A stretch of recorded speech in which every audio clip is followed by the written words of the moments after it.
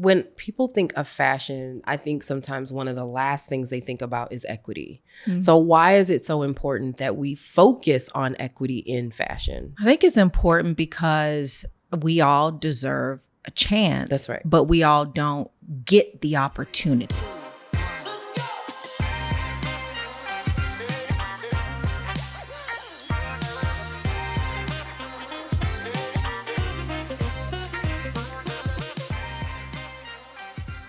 Welcome to another episode of Guilty Privilege. And today I have the privilege of talking to Felita Harris, Chief Revenue and Strategy Executive and co-founder of Raise Fashion. You are going to love this conversation. You're going to hear about how to have a depth and breadth of a career, as well as a few tips about how to ask for money and navigate growing your network. Jump in. Hey, Felita. Hey, Amber. I'm so happy you're here. Thank you for inviting me. Of course. Yeah. Don't act like you're nervous. You're not. I'm not. I'm happy. I'm happy to be here. Good. I'm glad you're here. And I feel like you have some really powerful pieces to add to this conversation about equity. So let's go ahead and jump in. So one of the things I love about you is that you are, I think of you as one of the most well-networked people I know. You are very connected. You make really strong relationships. You carry them for a long time. Can you give us one of the tips that you use to help you to build a strong network? Sure. And thank you. You know, for me, I truly believe that the center of relationships is truth. I build relationships based on trust and what I can add to the person's life and network. And for me, that's the beginning.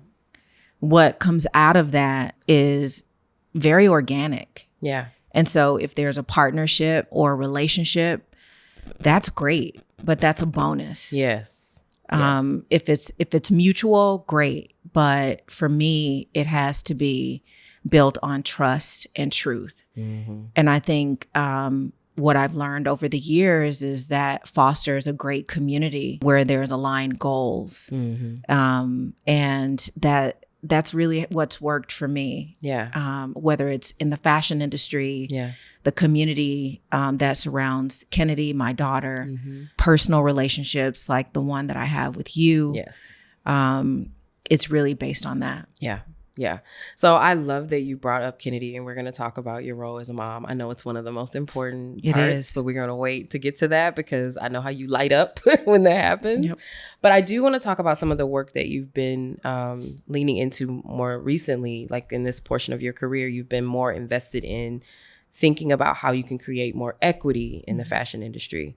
Can you talk about why that's important to you and what brought you to the space of deciding you wanted to make that a focal point in your career? I think like many individuals that were in corporate America, like myself, that hadn't yet experienced what it was like to be a designer of color or an independent entrepreneur, when George Floyd was murdered, that was an opportunity to do more. Yeah. And when I became a co-founder of Raise Fashion, I started to experience what it was like to feel that marginalized pressure of scaling a business. And so with my co-founders and board members at Raise Fashion, we wanted to create a community that addressed the issues that designers of color and interns were facing with not having access to education, a well-networked community, and access to capital. Right. I honestly find it offensive that we sit right now in the fashion industry, one of the largest industries in the world, and still face these challenges. Right. And I share this feeling with my co-founders. And so we all worked very hard to leverage our access, our privilege, our resources to build this network of 300 advisors. And I'm super grateful to all of them for raising their hands and saying, we can do more. Right. And so we have 300 advisors that provide pro bono strategy and resources to BIPOC brands. We also have an internship program with HBCUs, 13 HBCUs, and we provide living stipends for HBCU interns to have access to the fashion industry. And that is how they will start their career. I hope you're enjoying today's episode. And if you happen to also be looking for tools to help you navigate tough conversations, to be able to show up as a more impactful ally, or just to have resources about how to navigate equity in your world, I've written 2 books. My first book is called Allies and Advocates. And this book is really focused on helping you show up as a more impactful ally. It has actual tactics and tips and things that you can practice to help you get there, both for yourself and for others. My second book is called Say More About That. Now, Say More About That is more about helping you to speak up, to push back, to challenge, to be able to have those conversations that sometimes get a little bit difficult. And in fact, I've given you actual scripts to help you to be able to do that. So if you're interested in just having a few extra resources in your pocket to be able to help you to navigate any of those things, you can go pick up those books anywhere where you buy books, or you can pop down into the show notes and click the links and buy them there. Back to the episode. Talk to us about Raise. So, you've given us some of the fantastic work that Raise has done. And as you well know, I love Raise. So I have had the fortunate opportunity. You. Yes. You are always welcome. Yes. I'm excited to help Raise anytime I can. Tell us about Raise so that folks understand how, what did you co-found? What has that looked like? Yeah. In July 2020, myself and 7 board members started a nonprofit providing pro bono access to resources for BIPOC designers, an internship program for 13 HBCUs. We actually started with 4 HBCUs, and now we work with 13. Essentially, designers can fill out an application and receive one-on-one advisory from one of our experts. Yeah. These are experienced, career-driven advisors that have already scaled a career in the fashion industry. And they are, again, raising their hands and spending time with designers to triage business issues that they face in scaling their own brands. Yeah. To date, we've launched nearly 50 designers in wholesale, but we also work with designers on their DTC businesses. This year, we launched a brand fellowship program. It's an 8-week masterclass designed to really focus on a few designers in scaling those businesses. So that includes brand mission, strategy, vision, supply chain, legal strategy. And that's really necessary if we are going to really see these brands in the next 10 years. Yeah. And so those are just a few of the programs that we provide. When people think of fashion, I think sometimes one of the last things they think about is equity. So why is it so important that we focus on equity in fashion? I think it's important because we all deserve a chance. That's right. But we all don't get the opportunity. Yeah. And so we can talk about equality, and that's, I answer the phone, I can come to your showroom, but equity is taking that next step to ensure, right, that I do more to help you get the order, that I do more to write favorable terms, that I do more to ensure that your margins are actually keeping you in business, that I do more to ensure that you understand the business that you're getting into. And that's what I believe that we're doing at Raise Fashion. You have worked in large scale fashion. You have also designed an award-winning app. You've worked in philanthropy. You now help people find money to start their businesses. You've done a number of things very wide in terms of career path, but also very deep in the fashion industry. How have you made such brave decisions to hop from thing to thing? Well, first, I consider myself very fortunate to have found an industry that I absolutely love. Yes. But Amber, sometimes you're faced with decisions and you have to make courageous decisions to move forward. So all of my pivots haven't been because I wanted to make change. Sometimes you just have to make a decision. I'm a single mom. I have a daughter to take care of. And so And I also have interest. Yeah. And so making a decision to go into tech is because I actually wanted to build an app to provide a solution for frontline sales teams. And so I did that. Right. Deciding to go into philanthropy to provide a solution for designers of color to be able to scale their business is because we needed to provide an answer and a solution for designers of color. Mm-hmm. So I very much lead with courage, and I very much lead with conviction. Mm-hmm. And so that's really how I've approached my career. Hey there, I hope you're enjoying the episode. And in fact, if you are, you can bring me to your organization or event to help you bring conversations like this to life in your workspaces.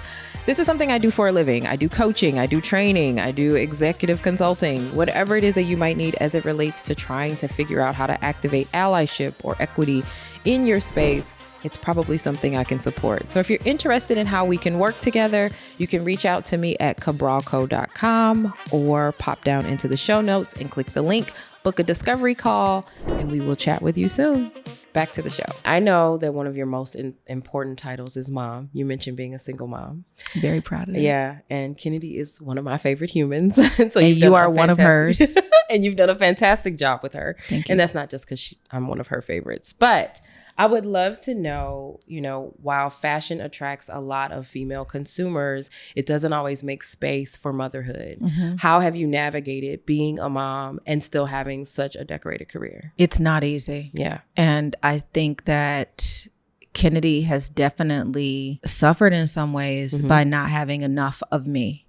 Even in the work that I do in philanthropy. I was just having this conversation yesterday with someone. They were complimenting me about the philanthropy work. And I said, thank you. However, my daughter still isn't seeing enough of me because I'm in service now of something else. Mm-hmm.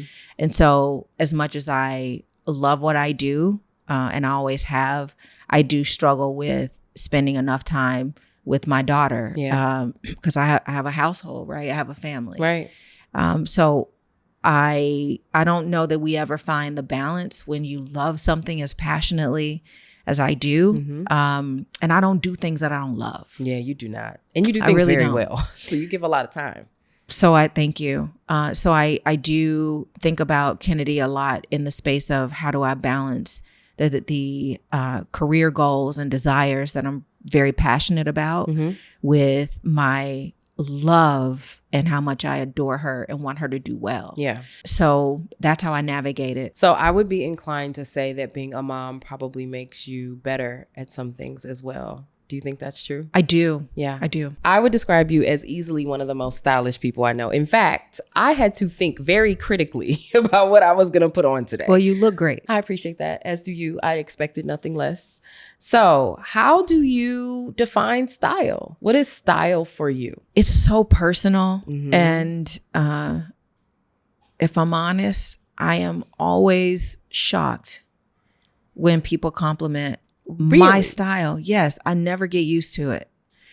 I'm very surprised by that. Yeah. And because I never choose what I wear to suit a room or people's response. I choose what I wear based on how I want to feel. So if I'm in a very feminine mood, that will come through. If I'm in a mood where I want to feel empowered, or sensual, that will come through. You'll know when I walk in the room, oh, she's feeling that today. Right.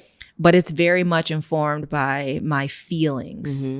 I define style by very much how people want to identify and show up in the world. And I don't judge it. Yeah. I really don't put a lot of weight on it. I very much grew up in an environment where my mother didn't place a lot of emphasis on style. She placed a lot of emphasis on being clean and tidy and well pressed. Right. Right. So you're like, I don't even know what you mean when you say I'm stylish. Yeah. When people are like, you look great, I'm like, okay. Do you think style is important? I think that being in tune with who you are is important. That is priority. Right. I find the focus on style to be very trivial. But it gives you a chance to express. It's so individual. Yeah. To be in the fashion industry and not have a point of view about it it's unique. It's very unique. I enjoy the business aspect of fashion much more than the style. Okay, so I want to ask you probably two more questions. One, because you mentioned the business aspect of fashion. Sure. And I know you like the business aspect of fashion. And so with that means you've gotten really good at being able to have conversations with people about big dollars and how to spend their dollars and how to lean in and be supportive. Can you give us one tip? If you could just wave a magic wand across everyone about what they need to be thinking about when they're going to ask someone for some money, what would that be? When you ask someone for money, think about how it's mutually beneficial. It's a give-get. I think the worst thing you can do is be selfish in your ask. Yeah. I think being really clear about why you're asking is super helpful, and people don't always realize that I can't show up like I'm asking just for me. I have to be asking for us. It's us. Yeah. It's a partnership. Right. It's a partnered approach, always, my view. Yeah. I love that. All right. So this podcast is called Guilty Privilege. All right. The reason I called it Guilty Privilege is because I think that privilege is one of those things that people tend to feel guilty about or sometimes don't even have awareness that they have it.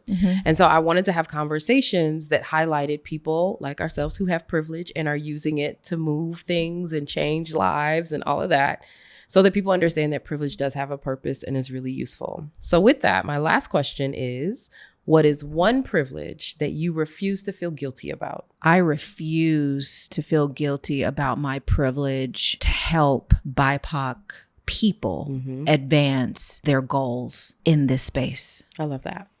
Thank you for joining me. Thank you for having me. Of course.